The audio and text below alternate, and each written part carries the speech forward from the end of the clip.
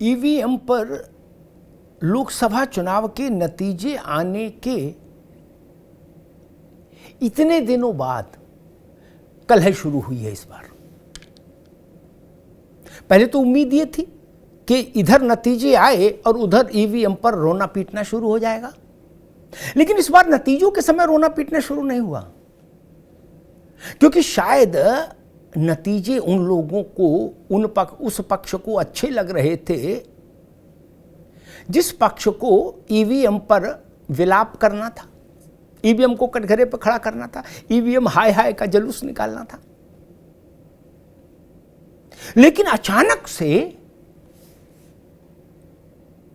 एक विदेशी व्यापारी ने एक ट्वीट कर दिया।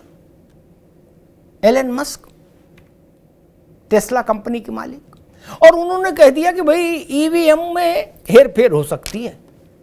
और इस पर फिर से वही अध्याय शुरू हो गया जिस अध्याय पर सुप्रीम कोर्ट ने अभी कुछ महीने पहले ही एक कड़ी टिप्पणी की थी। अब राहुल गांधी कह रहे हैं कि ईवीएम ब्लैक बॉक्स है जिसकी जांच करने की इजाजत किसी को नहीं, लोकतांत्रिक संस्थाएं कमजोर हो रही हैं, जनतंत्र कमजोर हो रहा है।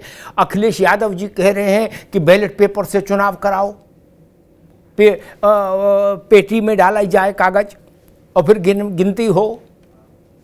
लेकिन ये कोई नहीं बता रहा कि 90 करोड़ 100 करोड़ मतदाताओं के समूह के मतपत्रों की गिनती कितने दिन में होगी, और फिर मतपत्र छीने और फाड़े जाने और पेटी लेके भाग जाने वाले जो दृश्य भारत ने देखे हैं, उन दृश्यों की पुनरावृत्ति चाहते हैं क्या? क्या ये चाहते हैं कि मतपत्रों के छीना झपटी में गोली चले, बम चले, बारूद चले, जैसा पहले होता था? पहले भारत का कोई जनादेश या किसी राज्य का कोई जनादेश रक्त में नहाकर ही निकलता था, बिना रक्त में नहाए नहीं आता था। तो अब फिर वही चीजें शुरू हो गई। आपको याद होगा सुप्रीम कोर्ट में प्रशांत भूषण और तमाम लोग गए थे, मुंडे मुंडे मतर भिन्ना के अंदाज में। सबने कहा जी ऐसे हेर फेर हो सकती है, ऐसे हेर फेर हो सकती है, हैकिंग हो सकती है, आदि आदि आदि। सुप्रीम कोर्ट ने सारे मसलों को सुना था और सुनने के बाद खारिज कर दिया था, और साथ में ये हिदायत भी दी थी कि ईवीएम पर सवाल नहीं उठाइए इस तरह से, क्योंकि देश में सामान्य जन का लोकतंत्र और संसदीय लोकतंत्र दोनों में विश्वास रहे, इसके लिए ज़रूरी है कि ईवीएम को इस तरह कटघरे में खड़ा नहीं किया जाए। लेकिन फिर शुरू हो गया, स्टालिन से लेके और ममता बनर्जी तक सब फिर आ गए मैदान में। सारे पुराने खिलाड़ी पुराने खेल पर फिर आ गए, बोले ईवीएम हाय हाय। लेकिन ममता बनर्जी ये नहीं बताती कि बंगाल में वो ईवीएम से ही जीत के मुख्यमंत्री बनी है।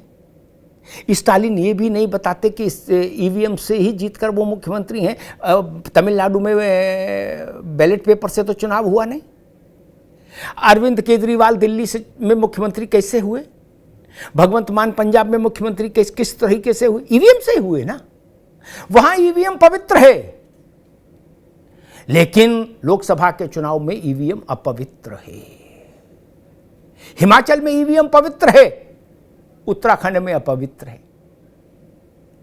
पंजाब में पवित्र है, उत्तर प्रदेश में अपवित्र है। ये हिपोक्रेसी, ये पाखंड। लेकिन खैर अखाड़ा सज गया है, पहलवान मैदान में आ गए हैं। ईवीएम हाय हाय का नारा फिर से गूंजने लगा है। लेकिन इस बार इस नारे को